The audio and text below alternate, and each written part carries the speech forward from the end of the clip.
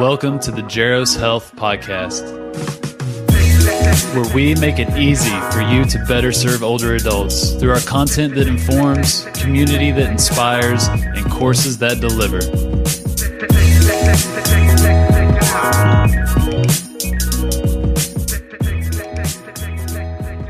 Hello and welcome to the Jaros Health Podcast, where we make it easy for you to better serve older adults.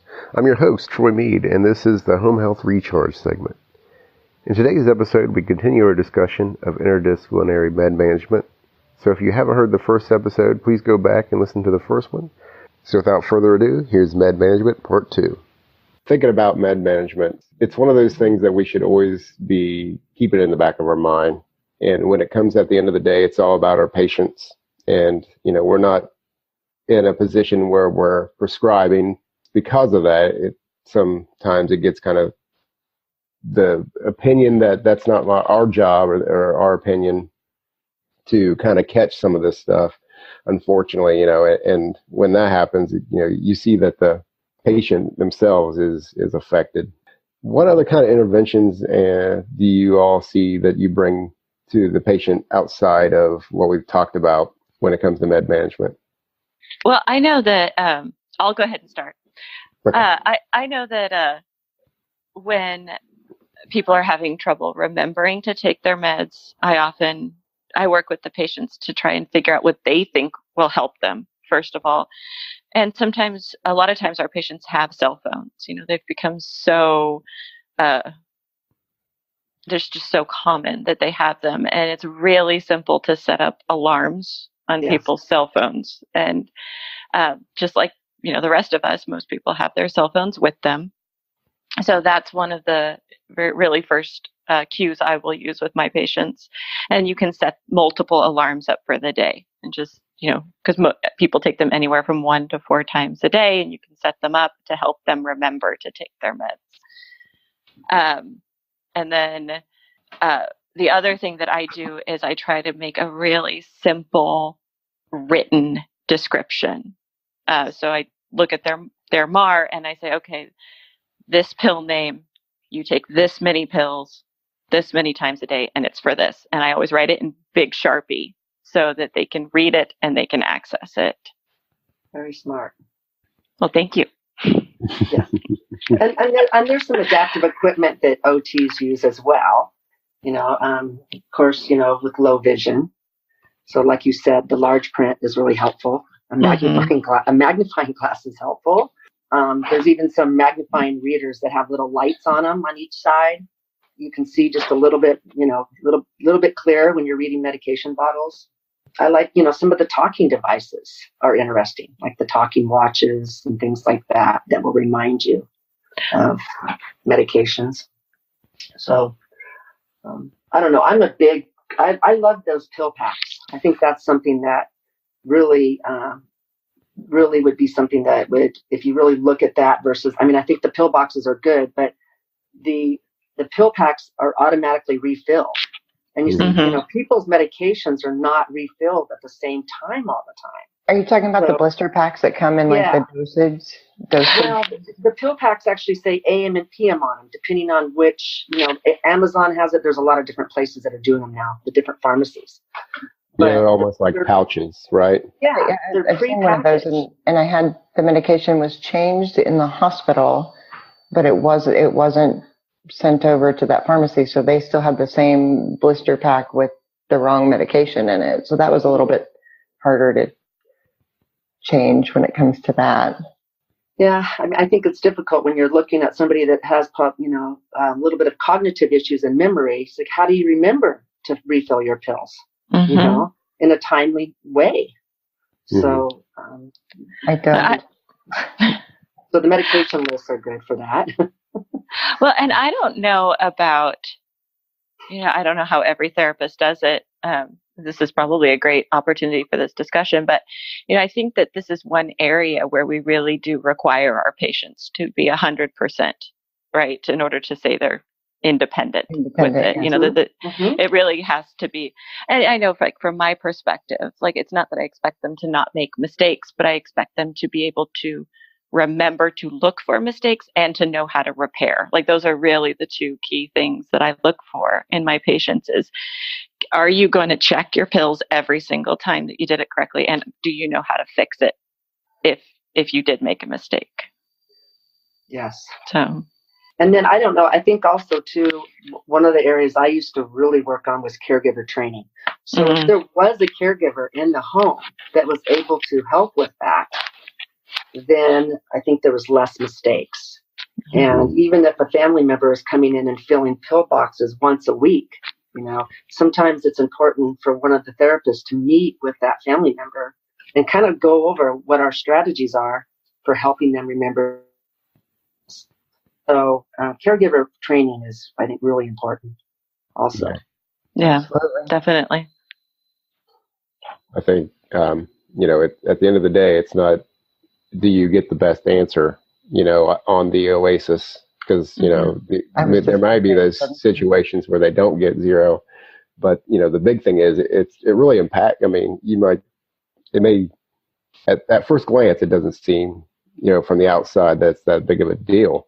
But really, I mean, it's a big deal of getting not either of them as independent as they can be or in the best situation that they can get into when it comes to their medications because of, like missed doses and, other reasons why, and taking too much of why they may have to go, send them to the hospital. I mean, really, that's in home health. Sending them to the hospital is really the outside of the patient passing away is really the worst outcome that you can have. I mean, absolutely. The patient wants to stay at home and you want to keep them at home and everybody's happier at home. So, and nothing good ever happens when you at the hospital. I mean, people get better, but if you can avoid sending them to the hospital preemptively, then that's always the best thing to do. So. Yeah, I had a patient just recently that, just this last week, that I hadn't been the case manager for her, so we hadn't had a really in-depth conversation about her CHF, but everybody has since dropped off, and we were having a more in-depth conversation about her CHF, and she didn't understand what her PRN Lasix orders were for. She didn't really understand why she was supposed to weigh herself every single day. And so we kind of went back to the beginning and had the conversation about, why she needed to weigh herself every day and what those PRN medications means and why they're so important. And, that's definitely a case where you could lead to a serious hospitalization because somebody didn't quite understand their medications. And I think I was just thinking, I mean, we don't always need to get a nurse, not that nursing isn't needed, but if it's something like that, we don't always need to pull a nurse in. I mean, any one of us can teach them that, with our different disciplines can all teach that. It doesn't have to be as soon as one medication is wrong, let's call in a nurse, especially with PDGM, and, it's going to be cut down some. I think that we need to look at that. Yeah. Yeah, I think our screening skills are going to be put to the test as it goes on both sides of everything. Yeah. You're right. If it's just simple disease teaching and reiteration, I mean, there's no real need. I mean, any one of us can tell a patient what congestive heart failure means and simple things about your medications and stuff like that. So. And if you can't, I mean, then you go and talk to a nurse. You don't always have to pull someone in for that. If it becomes too much and it's someone that has a complete mess of meds and you're spending your entire visit, then you need to get someone else in. But I don't think we need to knee jerk and just say, well, we'll just get a nurse. Right. I don't do meds. We need to do meds. We all do meds. We all do meds. Yes. Yes. We're all the Michael Jordans of home health. So we do a little bit of everything. That's right. The nurses are better in this section. The therapists are better in this section. And we just need to know when to pass the ball and when to go in for the score. So. Exactly. Absolutely. Yeah, I think our transdisciplinary skills are going to be put to the test in the coming months and years. Yes. Like, how well do we work as a team? Mm-hmm. Yes. Yeah, it's all about what the patient needs, you know. Mm-hmm. Yes. When it comes down to the end of it, it's all about doing what the patient needs. Sometimes they need nursing, sometimes they need therapy, and sometimes they don't need therapy, and sometimes they don't need nursing. So, you know, being good at trying to assess well what your patient needs and what's already in. So. Yeah, and I think in home health, at least it seems this way, because me coming from the skilled nursing side of it, people are coming home with more chronic conditions. You know, the severity seems higher. Mm-hmm. And so, I mean, just recently, the other day, I had a patient was just getting ready to go home, and they were thinking about ordering home health for him. And the way his blood pressure medications were working is they take his blood pressure, and depending on what the blood pressure was, he'd get his blood pressure medication, or he wouldn't. Mm-hmm. Here, the nurse is deciding this, and I said, how is he going to manage that at home? You know, how is he going to know he's got some memory issues and some cognitive? How is he going to manage to take his blood pressure and then know a certain number? You know, unless it's really spelled out for him. So and does he have a blood pressure cuff? And can he put it on? Exactly. And so I said, you know, he needs home health. We need to get home health in here to help him. He's going to go home. He needs to be able to manage all that. Because if he takes his blood pressure medicine and his blood pressure is only 90/50, you know, then there's going to be some problems at home. Yeah. So he's going to fall. I was just going to say that is one of those things that will lead to more falls. Yeah, he's going to fall. And so I was like, this is something we really need to look at before he goes home. So you kind of summed it up pretty well earlier, Lisa, when you said that, you know, you talk about medications, but everything, discharge planning pretty much should start at day one. You know, what can you give the patient that they can be independent without you having to be there is really the goal, because we can't stay in forever. And like you said, with that patient, you know, he's going to have to, or he or she is going to have to manage their blood pressure on their own somehow. We just have to give them the tools and try to give them as much support as they can to kind of be independent at home at the end of the day, as much as possible, or get them the help they need. Maybe it's a caregiver that you're, like you said, teaching with medications or something instead, not necessarily just the patient. So making sure they're set up, discharged with everything that they need at the end of the day. All right. Well, this has been a great discussion. Does anybody else have anything that they would like to say about med management before we wrap up? I think it's fascinating because some of the things I've been reading since we started looking at this topic.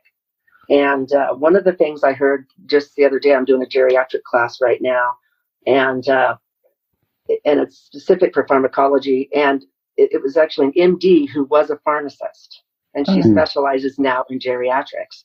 And she said, I really encourage my patients to talk to the pharmacist. You know, go in and speak to them and talk to them. And she kind of described it as she's really bored back there, just refilling medications. And then she really loved having, the chance to actually come back from under the computer and talk to her patients. So that's another thing too, that I think that I took away from this is, if somebody has any questions about their medications too, maybe after, as they slowly discharge from home care, then, open up that avenue so that they can go in and talk to their pharmacist about their medications and the interactions and, what they're supposed to drink with it and what they're not, their grapefruit juice and that kind of stuff. So she really encouraged in the teaching to really reach out to the pharmacist and have a connection with them as well, if they're going in and having their medications refilled. That's actually really good to know, because I know that, when we go to the pharmacy, it often feels like everybody's so busy and hurried. So having that planting that seed, that is a conversation that's okay to ask for and even possibly wanted, I think is a really positive move. Yeah. You can call them and talk to them as well. Just being there. On your cell phone that they have in between the alarms that are going off about taking them.